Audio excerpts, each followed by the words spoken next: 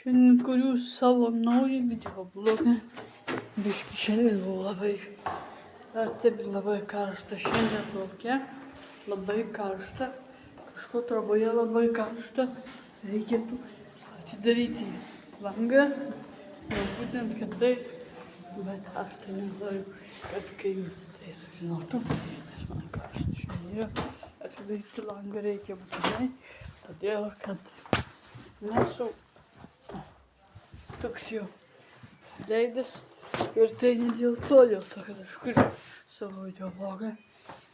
Ir kai labai karšta, labai tvanku, tai šalta, tai karšta, pusiau šalta, todėl tik biškį pravesiu ir viskas. Todėl nes jau baigiau savo videoblogą, su jumis buvo Giedrius Gintalas ir ate.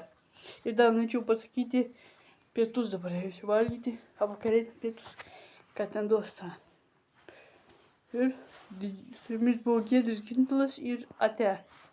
Tai karšta, ate.